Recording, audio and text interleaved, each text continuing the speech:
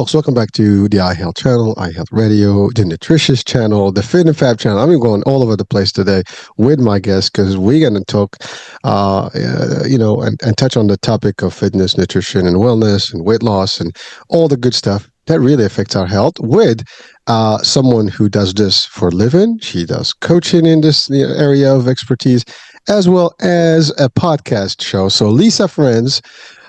She has an M.Sc in exercise science, health promotion, and nutrition. She's the owner and head coach at Nutrition Coaching and Live, as well as the host of the Nutrition and Live podcast. She's going to take us onto the evidence-based ways to change weight and body composition today. So we're in for a big ride here. Lisa, welcome to the show. Thank you so much for having me, Hurricane. Honestly, I'm really excited to speak with you. And as we were saying before you hit record, there is plenty to talk about. Oh, yeah. Well, this is a topic that I think there is no one on this planet that cannot benefit from it, right? I mean, at the end of the day, health, wellness, fitness. I mean, fitness and health is just to kind of tie in nutrition. I mean, we all have to eat to live, right? So this is this is your world, right? Now, before we get all started, let's get you closer to our audiences about a little background of yourself and how you got into all this world, yourself. Let's do that. Yeah, so my name is Lisa. I'm originally from Germany. I left Germany in 2009 to live in New Zealand for 10 years. And then since then, basically for the last 6 years, I have been digital nomading. So meaning I have been working remotely in various countries like Mexico, Thailand, Colombia. And at the moment, I am speaking to you from Bolivia, so still in South America. It's a lifestyle that comes with many advantages and many great things, but also some disadvantages. Not everything is just unicorns and butterflies all the time. But yeah, truly, I am proud of the life that I have created by design, because I was stuck in a in a lifestyle that I did not enjoy living for several years. And that's also part of my mission, alongside of showing people how to be healthier and showing them how to be happier and to live in alignment with who they truly are. So mindset plays a big role, of course, as we know, with nutrition, but just generally with the way that I want to interact and talk to people in general as well.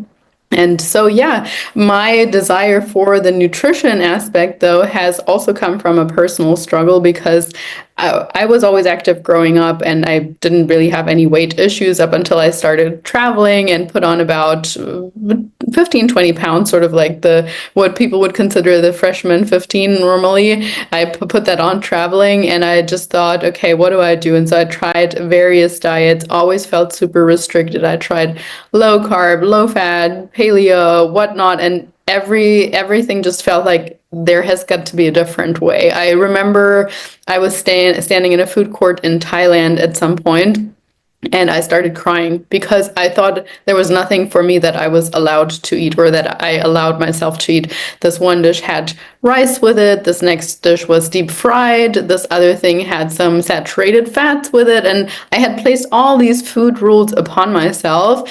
And it just took away from my passion for living, because for me, being able to enjoy a piece of my grandma's cake or enjoy my vacation, of course, everything in moderation, but all of that contributes to a quality of life. And I felt like I didn't have that. And so when I then learned that it actually all just comes down to calorie balance, to learning to eat the right quantities and the right distribution of macros, for me, it was incredibly freeing and liberating. And up until this day, it is my mission to show others that way to food freedom, so that they can also live their life to the fullest and don't have to feel like they need to choose between a body that they love and a life that they love.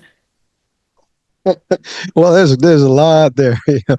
First of all, I'm just impressed about, I mean, you said you're from Germany and you started, you moved around starting 2009. I mean, first of all, it's very hard to tell that you're from Germany, just the way you talk. Thank you. So that's the one thing. I mean, not that there's anything wrong, with, the accent, you know what I mean? That's what I'm talking about. But certainly, it's lovely to hear that. But the idea that you've traveled quite a bit around the world, and that's an interesting lifestyle, and really a lot of people, I mean, you're living the life that many people would really just die for right now, because they're, as you said, stuck somewhere, and you're traveling. People love to travel, and you're doing it while you're living your life and enjoying what you do, what you enjoy, what you're really looking forward to in life. So it's kind of like when you enjoy what you do, life becomes peachy, right? And that's what you're doing. But really, the bouncing around, in different exotic places of the world, and it's that's another one, right? That you have. And you mentioned something about the digital nomadic, work that you do, which is again working remotely. That's something that many people are not sure how to do. I mean, it is available, it is possible, but it takes a lot of energy, a lot of work, and different ways to set yourself up. And I just, if you don't mind, before we get into the real discussion, because that in itself, I mean, it's interesting for our audiences, because a lot of Oh, people I are like, love talking about it. how the Absolutely. hell do you do that? I mean, by the way, you're not the first one I've had discussion. I have a good friend who's actually literally been living around the world, and we've done talk shows all around the world as he does his own thing. And multiple, guests have done that. Like, I've had talks, from Thailand, from Mexico, from all parts of the world, right? And it is interesting that some people are choosing this life to really discover the world, meet other cultures, and other people, and whatever, discover what's out there, and not being caught up in one geographic region and just type of doing things, right? And as you discover, the world is different, right? I mean, there's many things that you're talking about, food and nutrition today, right? And that in itself varies from one place to the other. Some is better than others in terms of quality and nutrients, and we can talk about that as well today. So, but just the concept of you selecting that, I mean, obviously you ran away from a sedentary life, of a more of a I guess a regular, monotonous, routine level, status quo kind of life, to a life that has excitement. So, what gives? I mean, how does that work? I mean, for someone that's really listening, like, I want to do the same thing. How do I do it? How easy is that? Well, so first of all, for me, it's definitely been driven by a deep curiosity in just like life and people and the world. So I think someone has to have that internal drive of like, oh, I want to see more. There is more. If you're just thinking, I want to take pictures like the ones that I see on Instagram and Santorini and wherever, go on vacation and then come back home to your safe space, and that's much better for you. I was also kind of born with a little bit of a travel bug, so even when I was a child, we lived in West Africa for a short while because my dad was like a development worker, and then just generally growing up in Europe, it's so easy to travel within Europe. So often it would just be like, oh, we have a long weekend coming up, let's go to Italy, that kind of thing. So it was definitely something that's in my blood, but nonetheless, it was also, yeah, a very, very conscious decision, and that I did before the pandemic started, as I was saying, like 2019. And when the pandemic hit, I had a lot of friends and people reach out saying, "Oh, I want to do the same. Show me how you work remotely." And I would say 95% of people that ask that or say that, they don't actually want the lifestyle. So what I mean by that is it actually requires more discipline than if you have a full-time job somewhere with a company, or even if you're self-employed somewhere but you're just in one location, because your routine changes a lot all the time, and you have that, I often refer to it as, it's like you have the cake in front of your nose, but you can't eat it until you've had like your broccoli, and then you need to wait some more. So for instance, the first few weeks of me digital nomading, it was like I said yes to every invitation to go and do a yoga class in the morning, to go surfing and blah blah, and before I knew it, it was 5 p.m. and I hadn't done a single piece of work. And so then it felt really, really difficult. And now I have that rule that I've placed upon myself, in the sense of, hey, you need to get your work done first, and then if you feel like it at 4 p.m., 5 p.m., you can go surfing, you can, do whatever you want, but you still need to have that discipline. But it is a lot harder than if you don't even have that option on that day. And also then if you see the people around you who literally are on vacation, who literally just, it is their 1 week of the year or 2 weeks or so, where they are spending to or focusing on just having fun. So you need to differentiate between the two. And the other thing I will add to that is I'm really someone, I love routine, and I love some stability, and that might not sound like it because I move around so much and so on, but without that routine and stability that I'm creating within that, I wouldn't be where I am today in the sense of my physical health, in the sense of my mental health, and so on. So, to give you an example, even like regardless of where I am, I get up at 5 a.m. I read my self development books. I do my journaling. I get my 10,000 steps in per day. I seek out places that have a gym nearby. I record my food 80% of the time, and the 20% of the time I have more flexibility. So again, like that might sound really rigid, like, oh, what, you're going to Thailand or you're going to Bali or whatever, and you're doing all these things.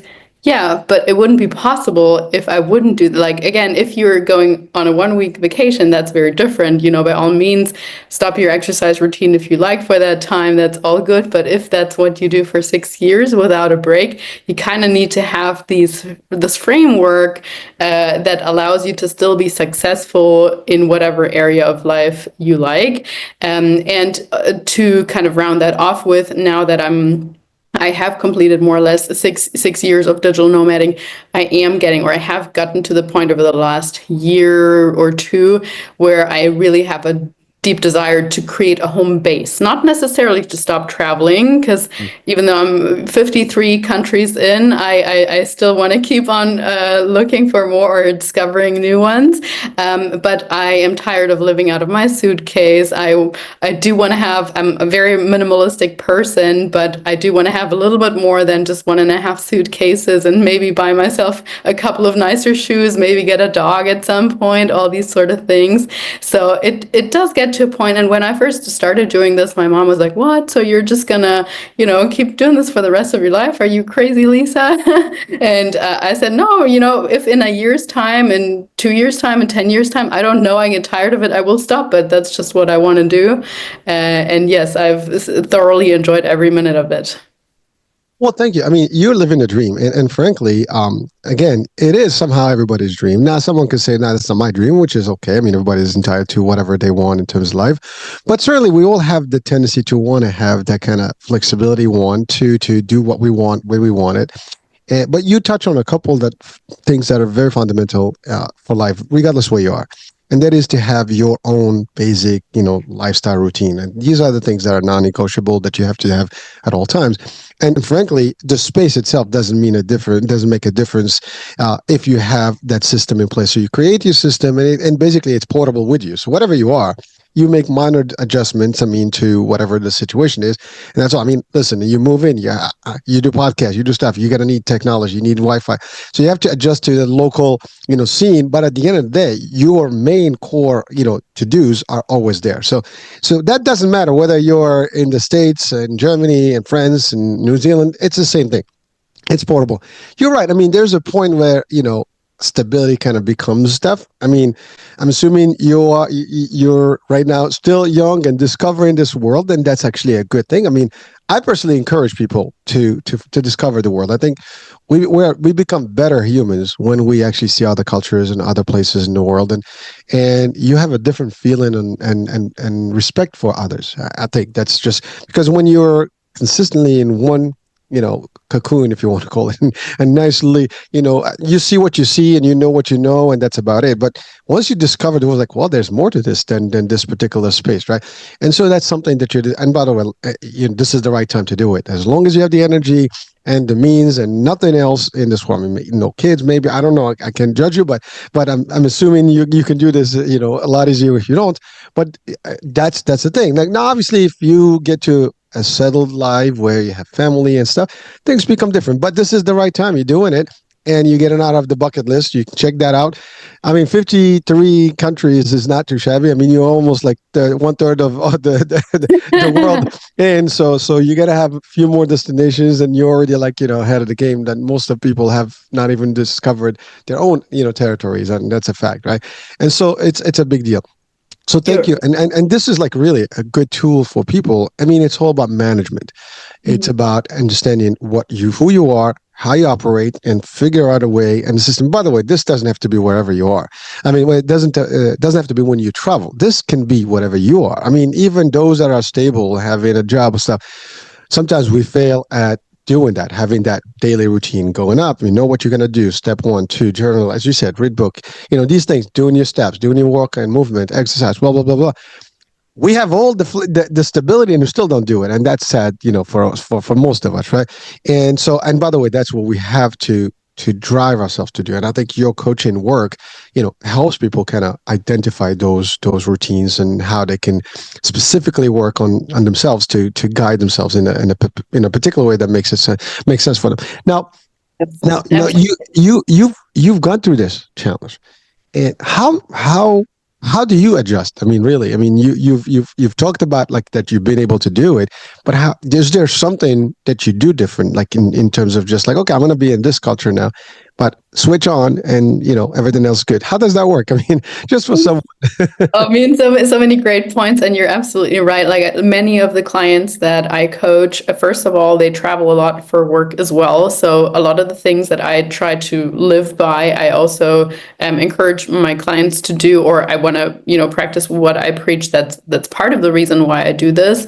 But yeah, of course, if someone wants to lose weight or just maintain a healthy body weight, and they travel 2 weekends or twice a month for work, and every single time that happens, they completely lose their routine, we're going to have an issue. So we're going to have to work on, okay, how can we make, even if you don't have a hotel gym, how can you still get your steps in? How can you select at your work lunches or so? How can you select a high quality protein source with some veggies, and maybe reduce the carbs and reduce the coffee and the sugary things and all of that more as a habit, and communicating that clearly with the people around you, or becoming more firm in your own choices as opposed to giving in when everyone else is having drinks all the time or so. So it comes down to self-confidence as well, but a lot of it is definitely just making sure we're establishing good routines one at a time. And I always say, not one thing is not going to work for everybody. So I don't want anyone to copy my routine, because that's my routine, and I've played with it for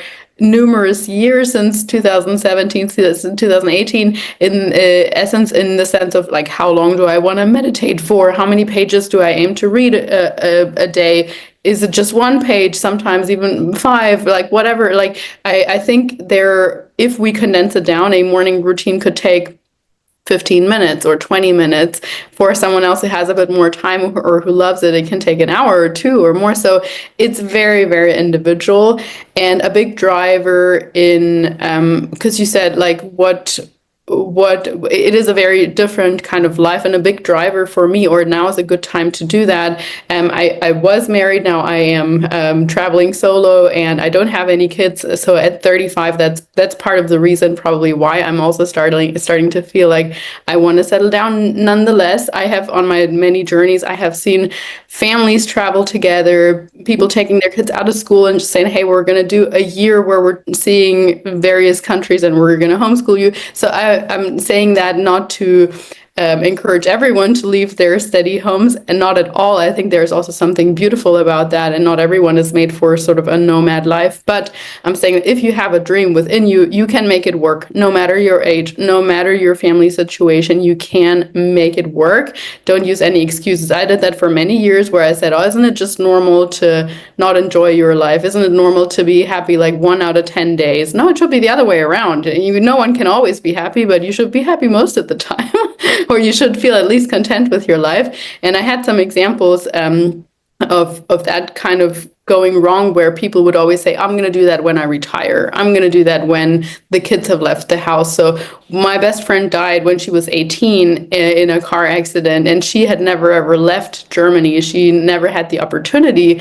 And I thought it was really sad, because part of her dreams, or like her room was decorated with, oh, I want to go there. And there was this map. So that was one of my early impressions of like, don't wait with your dreams. And then a few years ago, during the pandemic, actually, I was living in Mallorca, which is a Spanish island, where my uncle has some property, and he bought that property now that he's retired. And I said to him, oh, wow, you must be so proud of having fulfilled your dream and everything else. And he said to me, Lisa, I am proud of it, but I regret the 40 whatever years that I spent just putting off my dream and working hard, being a douche to my kids, not making time for them, being a douche to my employees. At the same time, now that I have this property, I have back issues, so I can't fulfill the dream of creating a vineyard here and just doing all the things that I wanted. So his message to me was also like, yeah, you need to find a fine line between living in the present and working on an even better future. And I think that's really what life is all about for everyone, not just putting things off. You should also not just live in the present.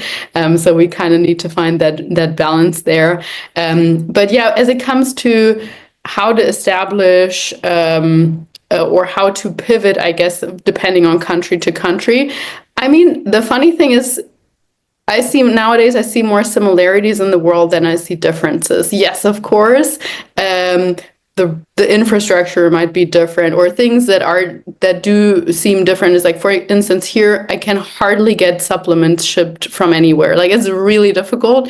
I tried to ship someone in, or did ship something in with a company called iHerb. They ship internationally and pride themselves on shipping internationally. And then lo and behold, it got held up at the border. So I had to pay like $300 for 5 supplements at the border or at the immigration just to get those 5 supplements out. So long story short, I'm not going to order any supplements again. Whereas, of course, if I was in Europe, in the US, in Canada, you can get your Amazon Prime overnight delivery, no issues there at all. Or then here, for instance, something like a low-fat Greek yogurt might cost like $15, whereas if you, yeah, it's ridiculous because no one eats that, and it's like such a luxury good. Whereas, if you stick with your chicken and rice, you can get by with like less than $1 in a nice meal.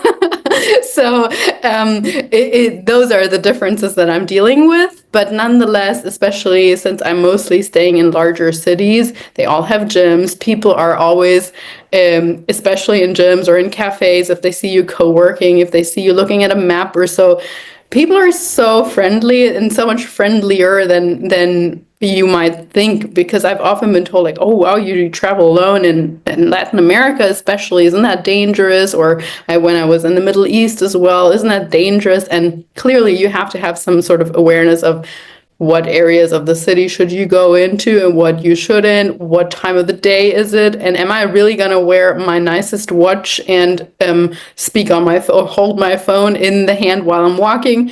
Maybe not the best idea. I might just wear some more simple clothes and maybe stick to daytime and put my phone away.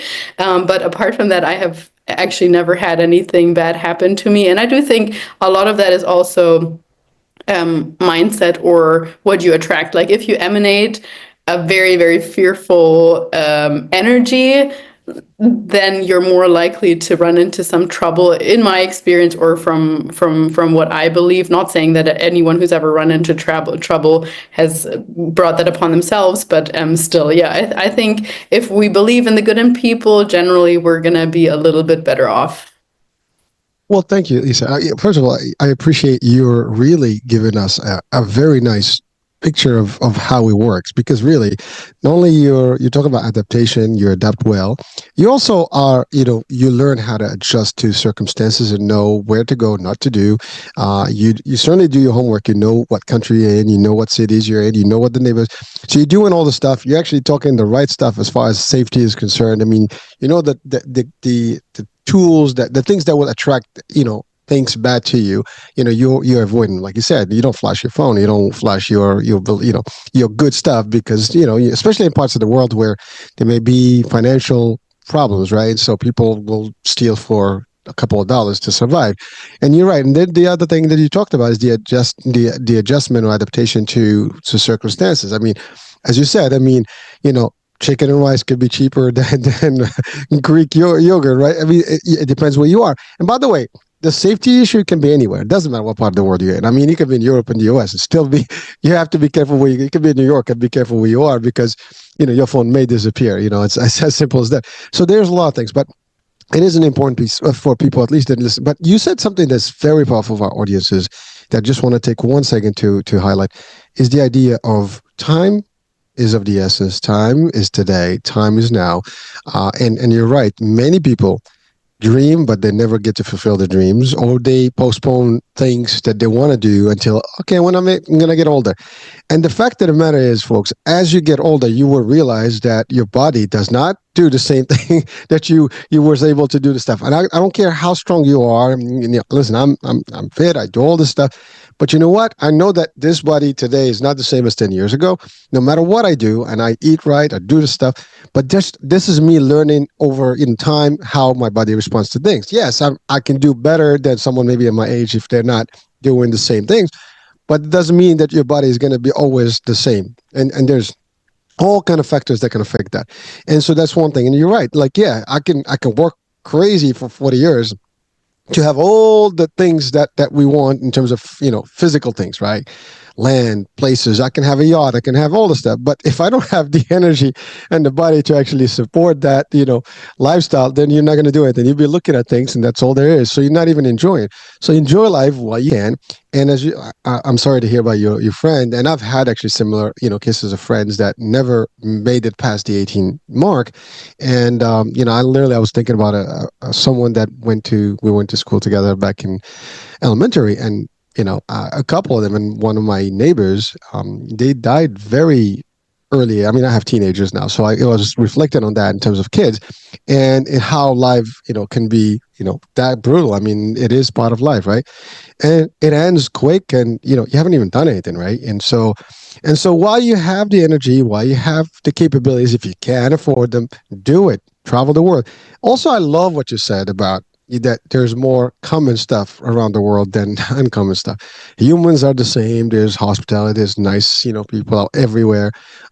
People will always be, trying to help no matter what. There's a lot of people that want to do good deeds. Now, of course, there's a minority of the ones that do the opposite of that. And if you know your surroundings, you know where to go and how to avoid that, you can. So that's another thing that, I appreciate you sharing with our audiences, because again, people sometimes have these feelings like, oh my God, now I want to ask the biggest question for today's show is the people travel and they tend to gain weight, as you said, because they like to eat. I mean, we have this discussion all the time about cruising. I mean, you go on a cruise ship, you wind up 10 pounds, a week later. That's the minimum average, I think, of what a person gains in that time frame of 7 days. It is very difficult to eat right and enjoy the healthy lifestyles that you have when you actually travel. Now, it's not difficult if you know what you're doing. But in general, people let go. As you said, you got a week, 2 weeks, whatever. I'm just going to enjoy my life, and do all the stuff. Now, and a true story, like people look at me funny because I don't gain the weight when I go on a cruise. I don't gain weight because I have a routine, and the routine is there's a gym. So like people say, you go to vacation and you just lounge. No, I go to vacation. I still do my gym. I still do my stuff. I do my walks. I do my dance. I do all the stuff that I need to do. So life, actually, that's what I enjoy. I go to my spa. I do all the stuff that I'm supposed to be doing, and I eat. But even eating, I don't spend my whole time eating and shoving food. I do it, in proportion. So if I take, like I crave something today, well, I eat it today. I'm not going to eat tomorrow and the day after and so on. So every day I sample things. And so there is a way. That's just my personal way.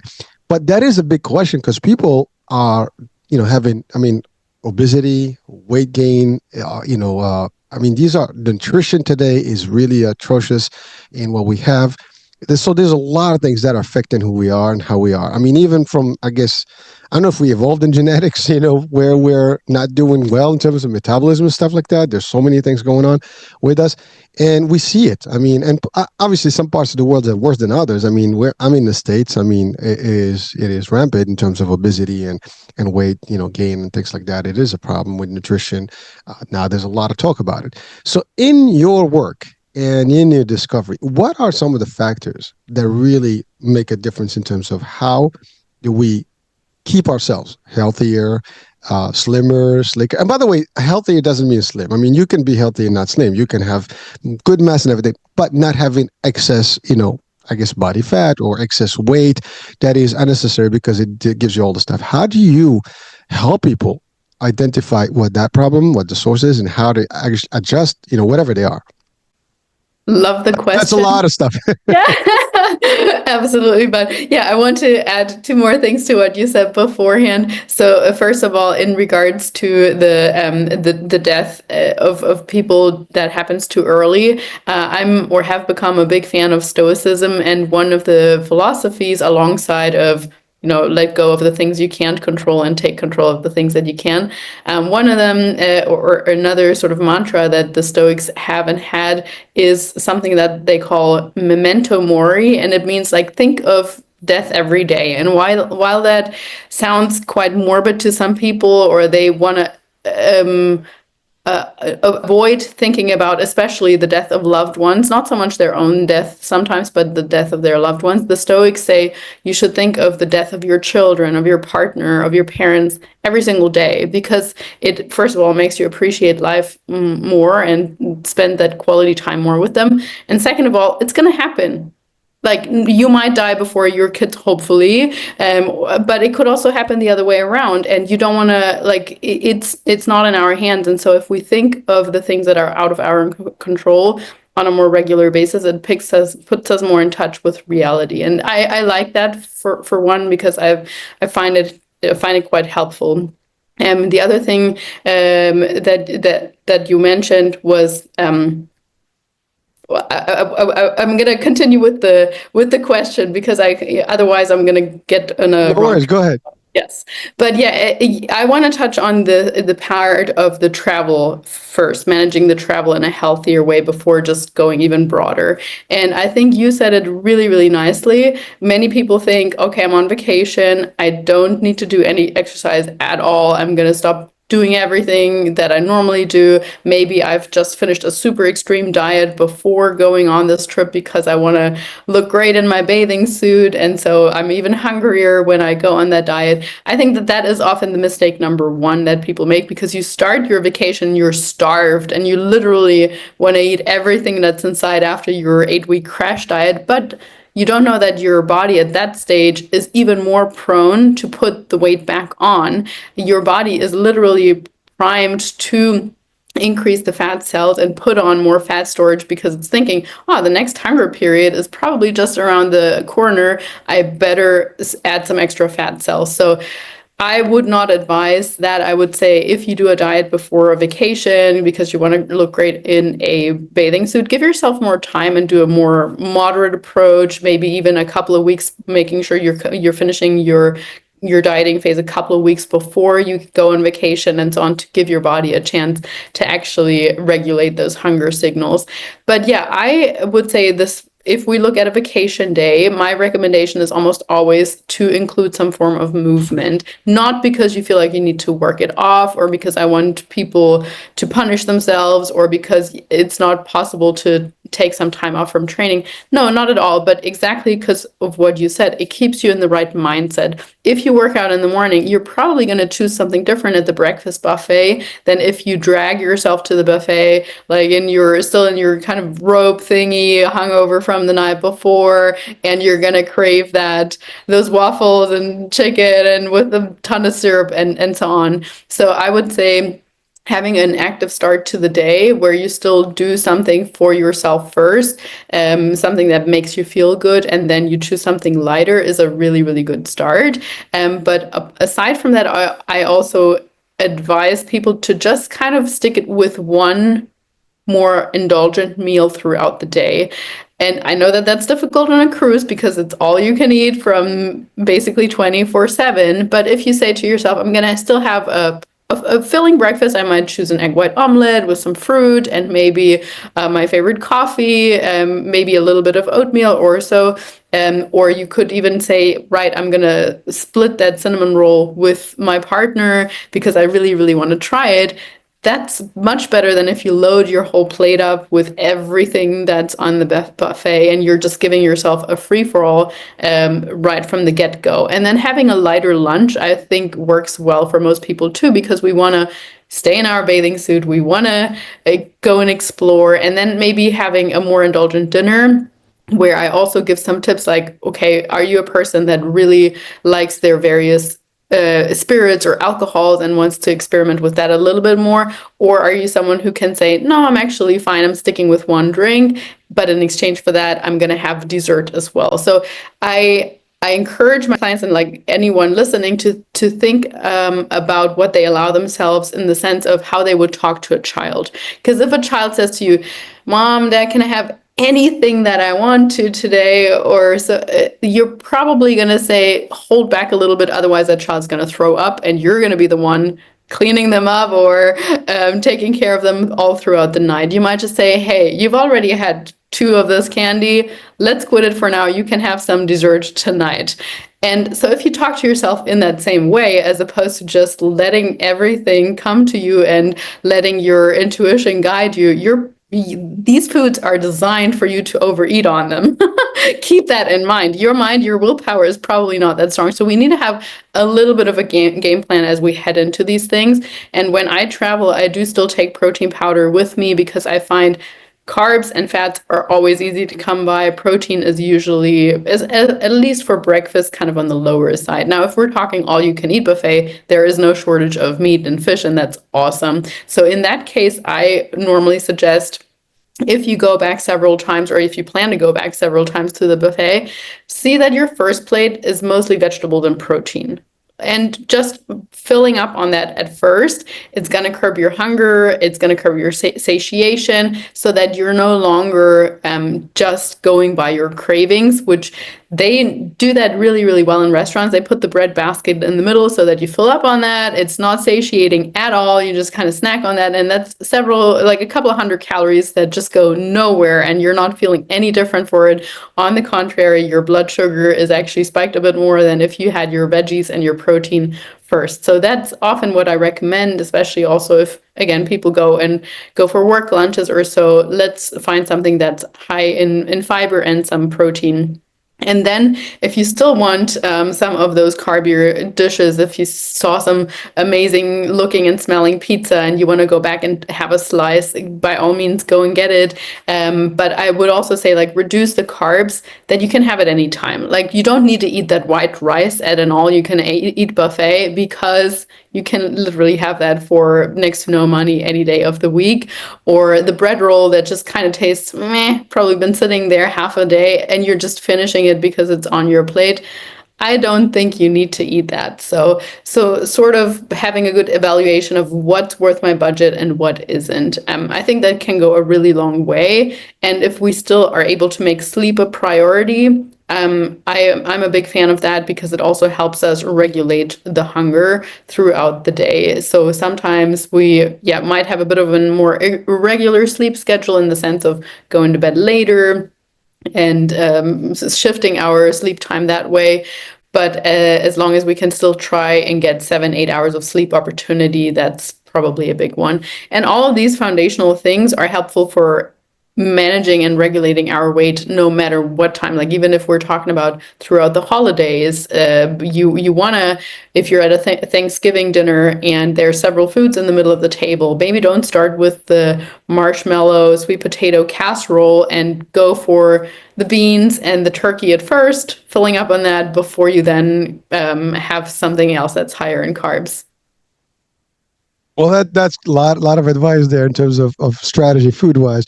But here's the thing. First of all, I just want to reiterate, to the audience, is Lisa is an expert in this. That's her education. That's her background in terms of promotion, nutrition, and health, and so on, exercise. So all the stuff is not just someone who's done it because they just experience it. There's someone that knows how it all works and integrates in our life. By the way, the example of the cruise, I just selected that because that's where a lot of people indulge in free access to food. But really, even any travel, typically people tend to eat more burgers and fries and on the go with street food and snacks and ice cream and drink all you want, a lot of sugary stuff, and that's all adds up to the thing. And now, again, it's there's a lot of different ways to travel. Some people travel healthy in terms of, like, they do a lot of walking, exercise, this stuff. But a lot of people, they just go relax. They want to lounge at a bar, at a bar, at the beach, by a bar, and drink all they want, and cocktails and mocktails, whatever their flavors are. But the idea is they just kind of get all the sugar. Now, so that takes me to the other question: drinks, alcohol. I mean, that's sugar galore. What is your take on sugar intake and how it impacts the health and the body in general when it comes to nutrition? I mean, is there an advice to tell people about in terms of your expertise?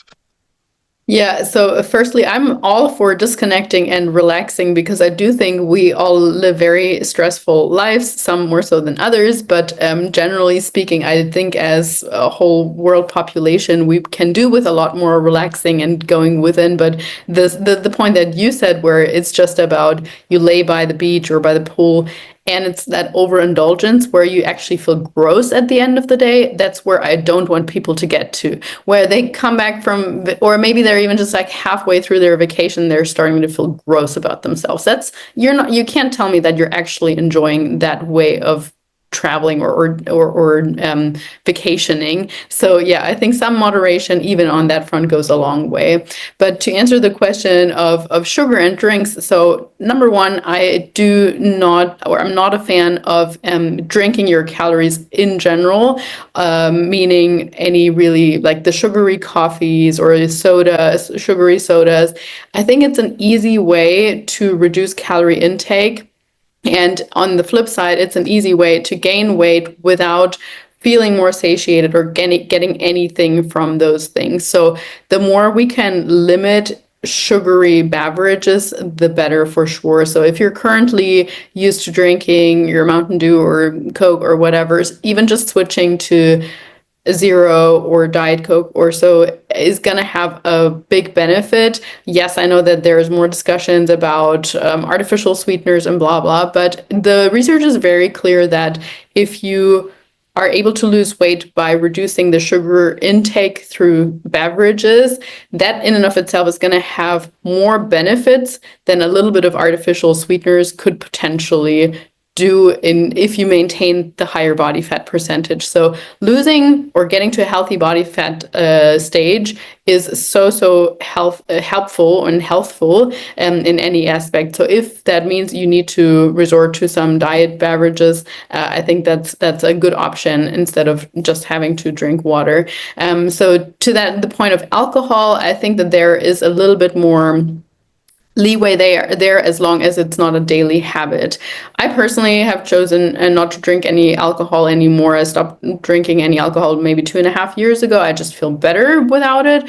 But even before that, I maybe had a drink once every 2 weeks or so. And even with my clients nowadays, even if they're in the weight loss phase, we manage to fit in 1 or 2 drinks per week if they really want to.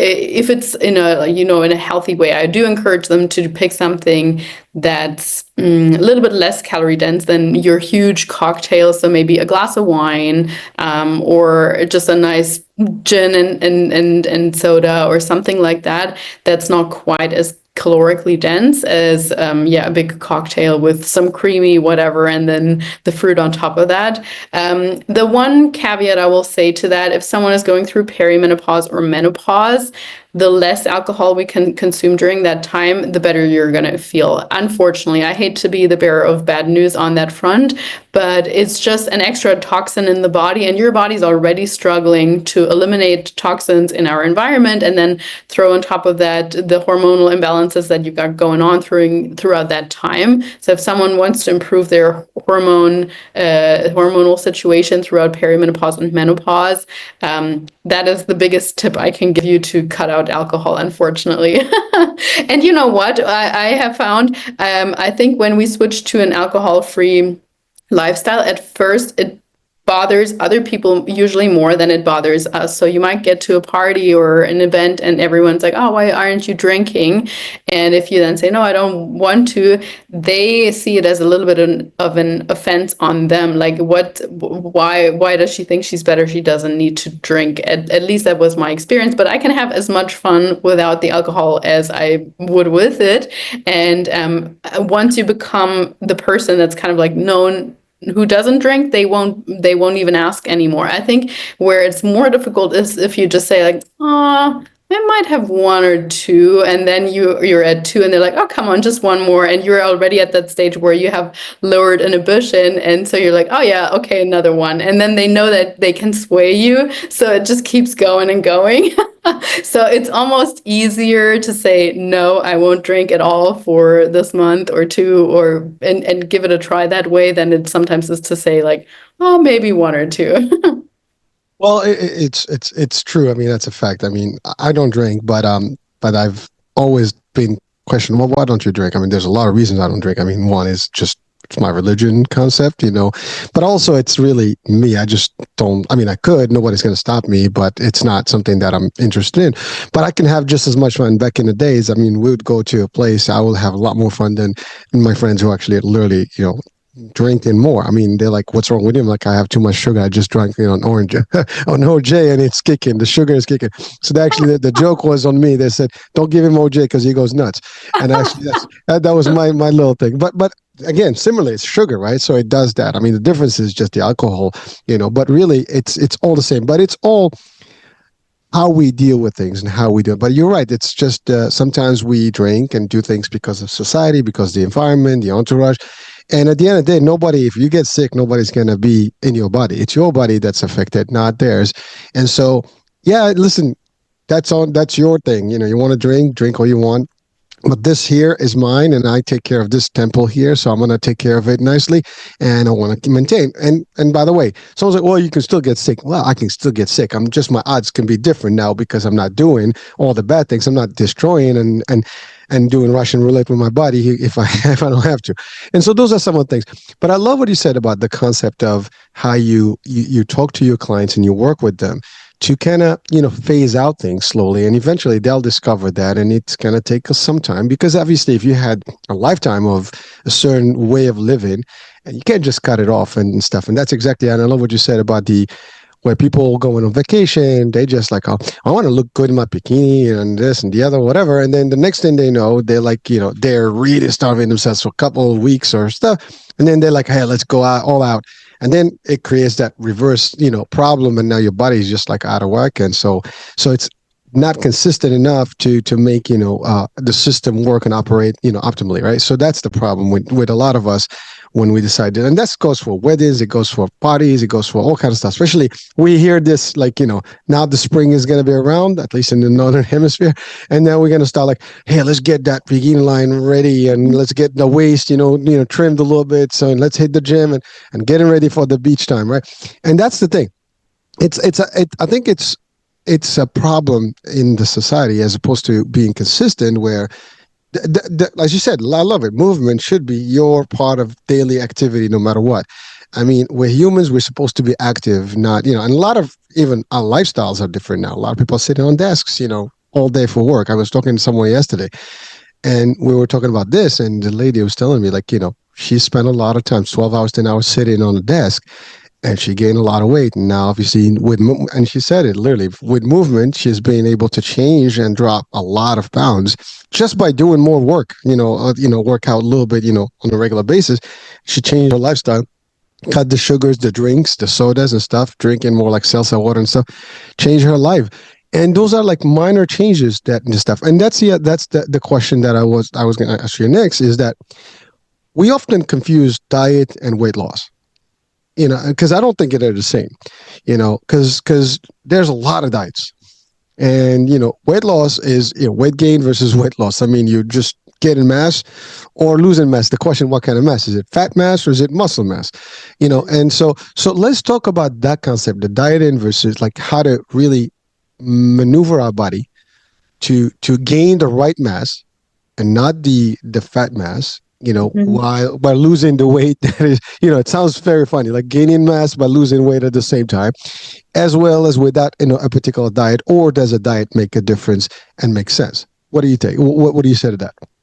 Yeah, so I mean, firstly, Hurricane, you've mentioned my absolute favorite word, and that is consistency. Like, out of all the words that I can pick when speaking with my clients, I just want to hone in on consistency with anything and everything, because no intensity, no amount of intensity or no best plan in the world is going to do anything if someone's not going to follow it consistently and adhere to it. So I just want people to highlight that and think about when they're engaging or when they're thinking about how to go about fat loss, or building any new habits, like how consistent can I be with that in the long run.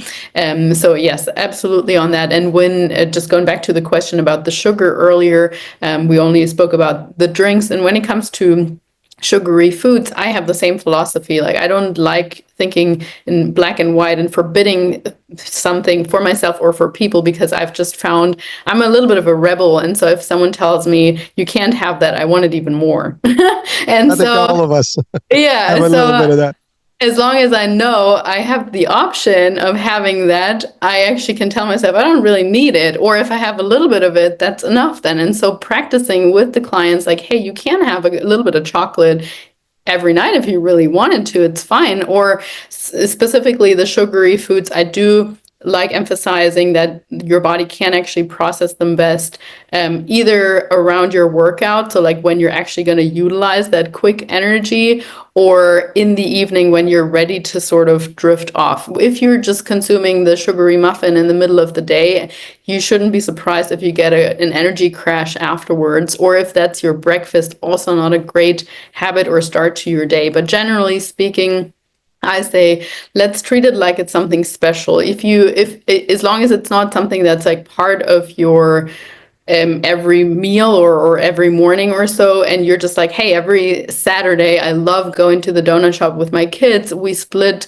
3 donuts between the 5 of us, and it's amazing, and it's a ritual, and you make it something special. For me, that's something that I'm totally up for, and I can say to my clients, we can build that into your day, no problem at all.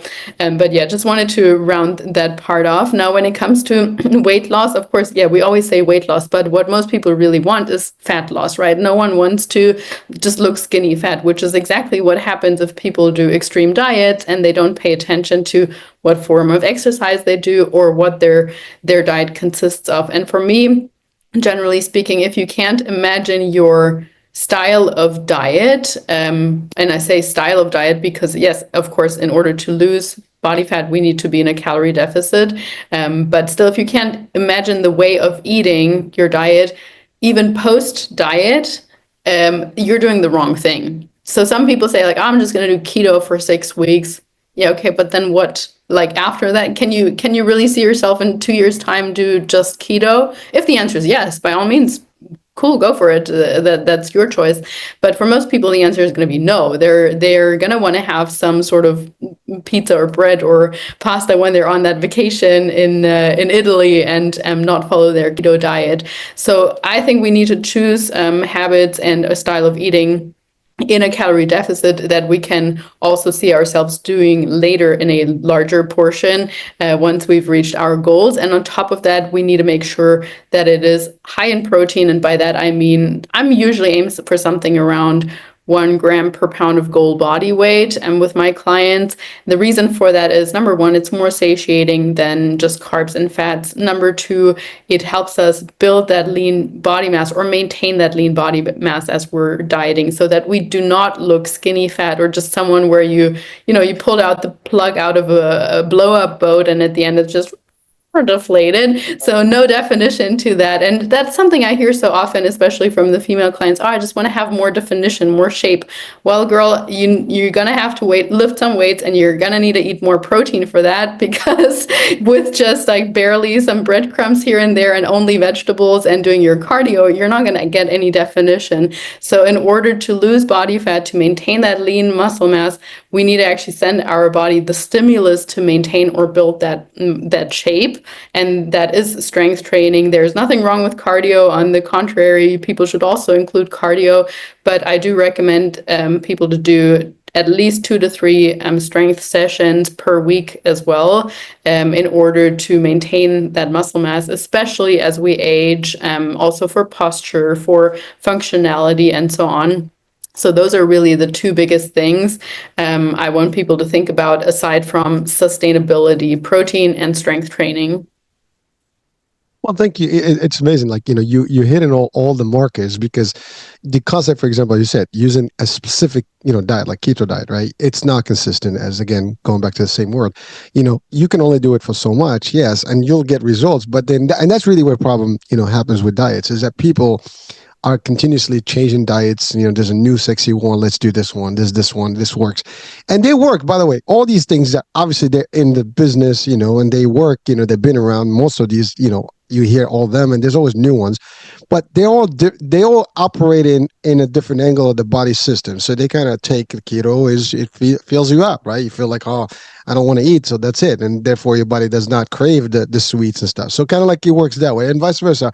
You do another type of diet, blah blah blah. It changes the dynamics, but it's to your point. You can only do it for a period of time. I mean, the consistent piece is that you need to have a certain way of eating, certain times of the day, and complement that with the right healthy mix of exercise. And I love what you said. It's not just the cardio, because you will lose the weight, but you'll be just like, a flag. I mean, everything is like wiggly, and I mean, I'm just being as frankly as, you could get, because there's no muscle, that it is replacing. And that's the thing. Some people, they have that fear. Well, I'm losing weight, but what's going on with my body? I'm not, getting well. You got to tone up. You got to build, and I think that's the other thing. And it is very. We hear this all the time. I've heard this many times. Oh, I don't want to look like a man, and no offense, right? Like the big bulky Bulky, guy. yes. Yeah, I mean, it's gonna take even men cannot get that bulky that quick. Yeah, it doesn't matter. I mean, you can carry a lot of weight and lift a lot of stuff. I mean, to get like the competitive mass looking male or female version, that's a whole different level of protein intake and workout in 10, 7 days, and it's so that's not the average you and I out there, right? You can work out 5 days a week and do your hour 2 hours mixture of body weight and stuff like that. It's not gonna get you to that chiseled big mass level where you can't even bend your arms, right? So that's a whole different training concept. The regular person is not going to do that. So I think that's the fear that, and I hear my wife does fitness training as well, and she hears this all the time. Oh, I don't want to look like a guy with all these big muscles. No, you're not going to look like that. Trust me. You can do weights every day and it's not going to look that way. And if you want, I mean, you'll have to do a lot of resistance and a lot of protein and almost zero fat. So there's a lot of stuff that goes in there, but it's a big problem for a lot of people, because I think that inhibits the ideology that, oh, I don't want to do this. You need to do some, and that's the other thing. I love what you said about age. As we age, we lose muscle, and muscle is your protector as you get older for your bones and stuff. So you need a cushion, you need a little bumper, right? If you hit something and you have no bumper, you're gonna hit the bones right on, right? If you have a little of mass, I mean, I'm going to give an example. I watch martial arts because I've been in martial arts. And you see movies, people hit each other. When you get a big guy, you bounce on that guy, right? That's because they have cushion. They have a little bump. But if they were skinny and you hit them, now Bruce Lee was skinny, but I mean, I haven't seen one that hit Bruce Lee actually in one of the movies that are, there was a few seasons, but you know what I mean? So the concept is like very difficult to realize that we need to have a balance in everything. Balance and consistency. I think those are like two elements that have to be part of life, and that's actually for everything that we do in life. And when it comes to health, well, it's very similar, but in the health and fitness and nutrition, those are like core items. And the minute we deviate, the minute we have issues, and that's what we have. Like people are eating. That's the other thing. People eat all the time. So my question to you, is there a need for us to eat like 3-4 times a snack all over the place, and especially the type of nutrients? So what's your take on eating frequently and eating the junk that's available to us? I mean, even food today is junk. I mean, people tend to eat all kind of bad things. Now you travel around the world, and I know as you discover the world flavors and cultures and foods, some cultures have healthier food habits than others. So let's talk about that. I know we're coming on the hour here, but this is like an interesting piece of the discussion, if you don't mind sharing No, your I love experience it. on that. I think it really is super, super important. And you're touching on such a good point, because that constant food availability really is a big issue, in the sense of you get up, you have a sugary coffee, you might grab a muffin on the go, you get to the office, you eat the next thing there, and then before you know it, it's midday break, and you have like, it's just, I call it grazing, because it's not really for many, especially many women. I actually see that in they say, I really haven't had a proper meal. I'm like, okay, well, what have you had? And they go from like having a couple of hundred calories there and here 100, and then they finish their child's food, and then they have somewhat of like a half sandwich for lunch, and then they kind like it's just like these tiny little things, and but their satiation never fully sets in because they're never actually eating a high quality meal with some vegetables and a decent amount of protein in them. So while I am not a believer in there is a set meal frequency that everyone needs to adhere to. So there's not like a magic number where I'm like this one meal a day type of hype is all the thing. Also not there everyone needs to eat 3 meals or everyone needs to eat 3 meals and 2 snacks. No, that doesn't exist. It goes back to our point of adherence and what's sustainable for you. Some people are waking up really hungry and they can't wait to eat their breakfast. Other people, they're so busy in the morning, their whole system is just not really receptive. They have no issues doing intermittent fasting and they'd much rather have a larger dinner. That's cool also. The most important thing overall still is how many calories do you consume throughout the day and are you hitting your protein? So the issue that I also often see with that grazing type thing is people don't get to their protein goal because it's everything is just more like carby and snacky type food, so that's not going to include sufficient enough protein. So when I speak with my clients, that's kind of the conversation that we have. When are you most hungry? What's sustainable for your lifestyle? In most cases, that results into somewhere between 3, sometimes 2, and 5 meals. And by 5 meals, I mean 3 meals and 2 snacks. So it's very person dependent. It's dependent on how many calories they have to play with, so to speak. But yeah, that constant snacking that you're talking about, where it's just we're constantly triggered also to eat something because we look on our phone and then on Instagram someone might be posting a food story, or you hear on the radio this and that food, you need to try it, and then you drive past the next drive-through and you're like, oh, I should eat that. So if we don't set ourselves up with some rules in the sense of I'm actually prepping my meals Monday through Friday, because otherwise I know I'm going to think about, oh, what do I crave? You shouldn't always think about what you crave. Not every meal needs to be the most delicious one. That's what, every now and then on the weekend, or what family dinners are for, where you actually have the time to settle down and eat more mindfully. But during the day when you're busy and when you're on the go, there's nothing wrong with having your staple meals in the sense of your tuna and veggies and sweet potato, or ground beef and rice and whatever else it might be. But sometimes I think people want too much variety and and want to eat too intuitive all the time, in the sense of every meal needs to be amazing. Well, thank you. You've emphasized quite a bit on protein and vegetables. Protein. I've heard you repeat that multiple times. Now, I get it. I mean, because those are like the main foundations of what we need, right? And they cover a lot of stuff. Carbs, not so much. I mean, we probably can live without them, right? And so that's the thing. Like a lot of people, like the pyramid of food that we've been taught was, I think, completely off, right? And so let's not. We can go there actually, but that's another hour discussion.